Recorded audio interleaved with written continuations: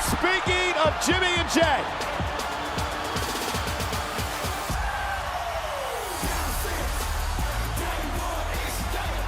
Solo Sikoa has left destruction at ringside. And now the Usos heading after Solo, trying to take out their brother. Super kick. Another one. In stereo.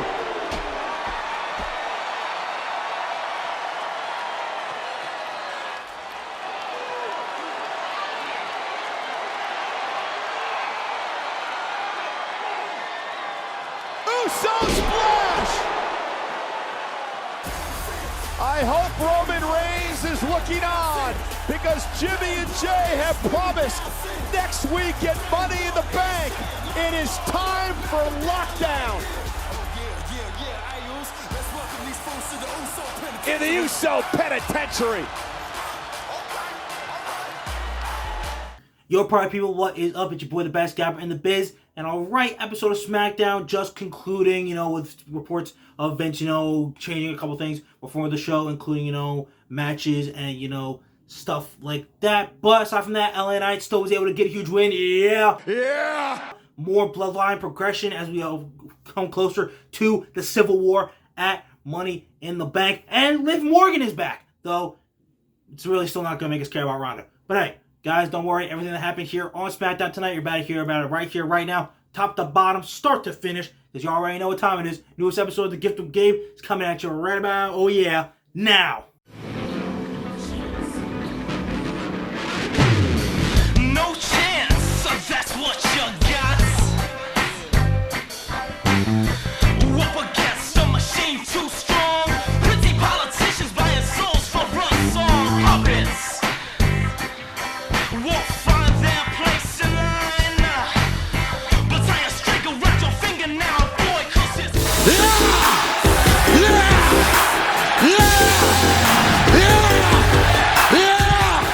Okay, guys, so first, just want to address the whole elephant in the room of, stuff that went down before SmackDown. Vince reportedly changed around a couple things, like matches and whatnot. I completely didn't even see it until I just saw, and, literally just realized a couple minutes ago, it completely blipped me.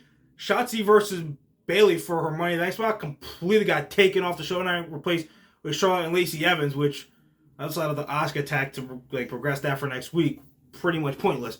But that blipped me, that I was like, oh my god, wait, that did not happen. I was like, I just made it through the whole show without that not even happening. Didn't even get mentioned, no backstage segments or whatnot. And apparently LA Knight was actually supposed to fight Butch and Santos Escobar in a triple threat match tonight instead of fighting Rey Mysterio. I'm kind of in the middle on that, because I get it, because LA Knight and Mysterio did have a thing last week, he shoved him to the ground, so I understand it, but hey, LA Knight, yeah, the megastar, yeah, was still able to catch the dub heading into Money in the Bank. They could end up doing maybe the match, some sort of compromise was made, because I think this is how business gets done. I think Vince is gonna do this kind of stuff. It's gonna be not all the time, but I think maybe they make compromises. If LA Knight versus Santos and Butch happens next week, that'll be a great match. But if it happens next week, we'll be okay, maybe it's just fine, Vince, whatever. You can do that. It makes sense. But then we'll just do this next week, and that's kind of the compromise, because Vince isn't stupid. We saw when he really wants to try to have his way with Raw after WrestleMania shit and how bad that goes. He's not stupid. He wants to be able to keep his job, whatever, and this and that. The SmackDown was all right. It wasn't insanely terrible, but the usual flow wasn't there. When Papa H usually does it. But hey, it could have been worse. It's fine. Vince is gonna do this every once in a while. If this is the worst that we can get, literally every so often, maybe once every 2 months, and then that's it again, and not even to this bad an extent, I think we'll be just fine. Like I said, sucks LA Knight didn't end up getting the win, over Butch and Santos, but that could happen next week. It's fine. So let's just sit back and relax, because I don't think it's going to really mess with the flow of, you know, the awesome rest of the year that we're going to have under Papa H. It's just a matter of time, 'cause you've got no chance. Okay, guys, let's get more into, forget that old man, let's get into more stuff about LA Knight. Yeah. Dude picked up another solid dub over the GOAT, over the Hall of Famer, Rey Mysterio, getting that big win because he is the megastar, and that is not an insult, that's just a fact of life. Yeah. Dude cannot be stopped. And you know what? Dude, him versus Butcher Santos next week so that he can beat both of their asses and then go on the next day to climb that ladder with all of London and the rest of the world chanting his name, LA Knight, yeah, LA Knight, yeah. And he grabs that Money in the Bank briefcase and then cashes it in to become our next World Heavyweight Champion, yeah. The dude cannot be stopped. I get some people are like, come on, dude, can they just turn him, like, into a face? I think they're leaning into it. Like, kind of look like Seth Rollins recently, for better example. The crowd was starting to get behind him, but then they were still keeping him as, like, a heel, like, towards the end of the Matt Riddle rivalry, even though the crowd was clearly starting to get behind him. And then, like, he kind of shifted into the tweener stage after he won the United States Championship, like, and then obviously became more of a face. It's a transition. I think either after he wins the contract or after he cashes in, they'll, like, slowly start to, like, integrate it. Like, he won't be full on babyface, but, like, he'll be a tweener. I think they're just trying to shift you easily into it so that it kind of flows. Plus, sometimes you like sometimes heels that get cheered, like, they look at the transition. It just happens naturally. Like, you guys wait. It'll happen. Point is, I cannot wait till Money in the Bank for this dude until I am proven wrong and I see someone else grabbing that briefcase, whether it's Damian Priest or, oh my God, Logan Paul. I will be agreeing with the rest of the world and saying the megastar LA Knight, yeah, will be winning that Money in the Bank briefcase and will be our next World Heavyweight Champion, yeah. It's just a matter of time, 'cause you've got no chance. Alright, you guys, so Ronda and Shayna unify the tag team titles by defeating Alba Fire, Isla Dawn, yay, whoopee, Ronda Rousey, you're beyond mid, sucks ass. So yeah, don't really care about that. But Liv Morgan is actually back, which is cool. There were reports saying she was going to be gone for the summer. She actually didn't need surgery. We didn't know. But so it's cool that she ended up coming back. It makes sense why Raquel was there. So I was like, why is Raquel there? And then I was like, okay, waiting for her to come out. Her music hits. So it's cool. Most likely though, they're gonna end up losing. And then we're gonna have to keep dealing with 1 month of Ronda and Shayna. I've said it before, I'll say it again. We just really don't care about the women's tag team titles. And now the NXT women's tag titles are going. And I kind of, even though I'm not really watching NXT, back in the early days, like, of Black and Gold when they were first introduced, it felt like they were doing good with them, at least a little bit. And it seemed like they were, like, still pretty doing decent with them down, like, in NXT. But, like, now they're going to be defending across all three brands. So, yeah, Ronda and Shayna just, like, I don't really care about the belts, period, but then Ronda makes me care less about the belt. And Shayna just, she's stuck with what she's got with her freaking Ronda. I guess that's her best friend, but, you know, my God, she sucks ass. It's not even freaking funny. So, yeah, Liv's back. Always cool to see her back. I think maybe after this, the Liv and Raquel team might be donezo.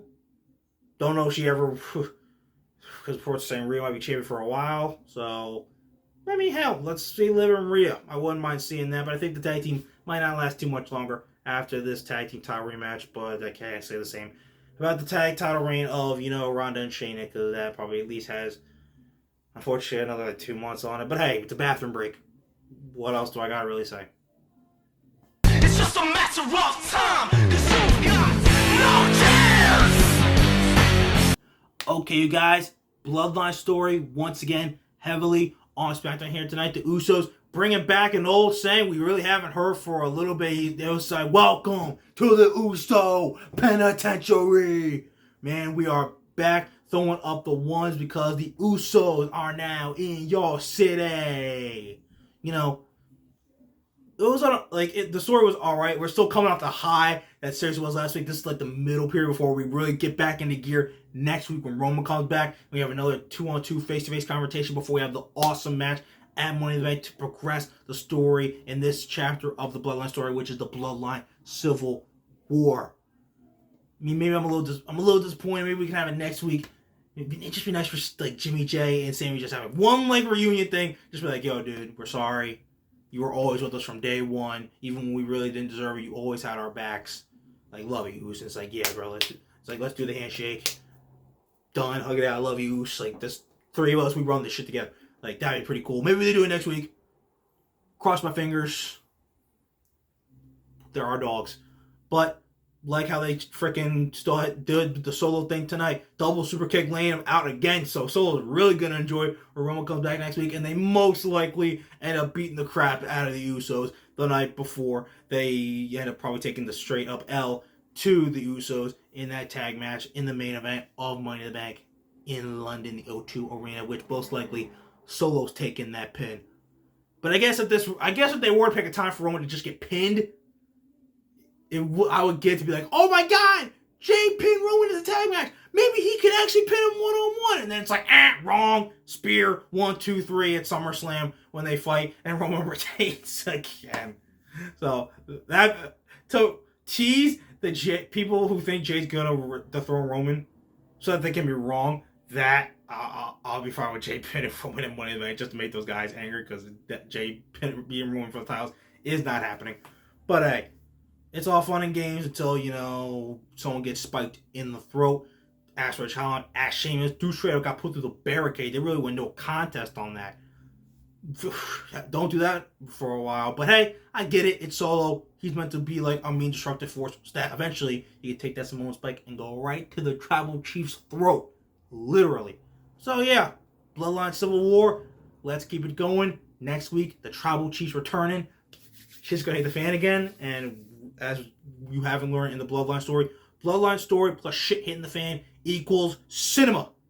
So, yeah, next week's gonna be fun in London, baby. It's just a matter of time, 'cause you've got no chance. Okay, you guys, that is SmackDown. We are done, but don't even think that we are done for the week. We still got lots of cool stuff.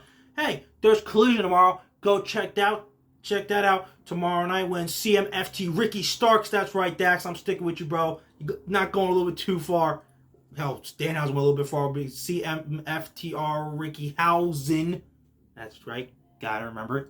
They team up in an 8-man tag against the Ass Boys and Switchblade Jay White and dude who loves saying Ricky! Rock Hard Juice Robinson and 8-man tag team action. And Swerve will go head to head with Hiroshi Tanahashi, and then that all segues into this Sunday night's Forbidden Door Ospreay Omega 2 for the IWGP US title. Huge 8-man tag action with Eddie Kingston and Tomohiro Ishii teaming up with the Hung Bucks against the BCC, Takeshita and Shota Umino, Moxley's other protege, and so much more on that.